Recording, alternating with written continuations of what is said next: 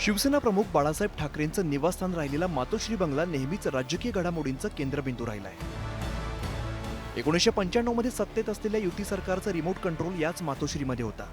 देशातील अनेक बडे नेते उद्योगपतींनी मातोश्रीवरती येऊन शिवसेना प्रमुख बाळासाहेब ठाकरेंची भेट घेतली होती.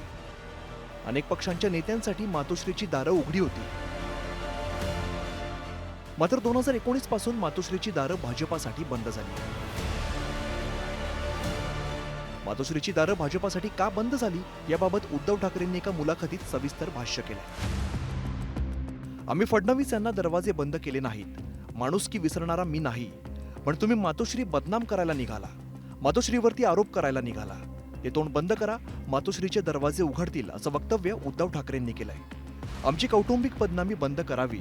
जी कौटुंबिक बदनामी मी कधी केली नाही. माझ्याकडे माहिती असून केली नाही. खरा मित्र तो असतो जो तुमच्या चुका सांगतो. मातोश्रीत अमित शहांनी मला शब्द दिला आणि मोडला. त्या मातोश्रीच्या दरवाजाबाबत बोलत आहात.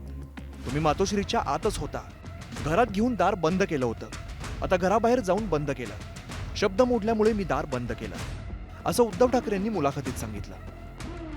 तुषार आपटेसारख्या एका चिमुकलीवरती अत्याचार प्रकरणामधल्या सह आरोपीला भारतीय जनता पार्टी स्वीकृत नगरसेवक करतं.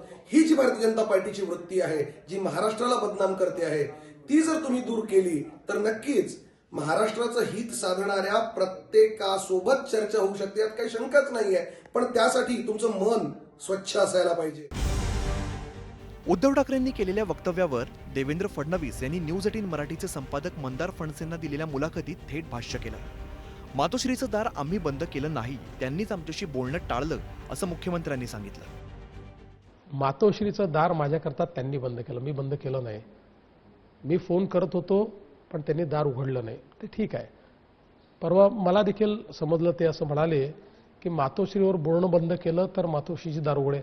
मी कधी मातोश्रीवर बोललो नाही, कधीच नाही, आणि मी बोलणारही नाही. काही संयम पाळणाऱ्यांपैकी मी आहे. पण त्याचवेळी आता मुंबईकरांच्या हृदयाची दारं माझ्याकरता उघडलेली आहेत. तेव्हा आता अजून दुसरं कुठलं दार उघडं झालं पाहिजे याची लालसा फारशी मनात राहिलेली नाही. ठाकरेंची शिवसेना आणि भाजपाची 25 वर्षांची युती तुटल्यानंतर दोन्ही पक्षातील नेत्यांमध्ये मतभेदच नव्हे तर मनभेदही निर्माण झाले आणि त्यातूनच मातोश्रीची दारं भाजपासाठी बंद झाली.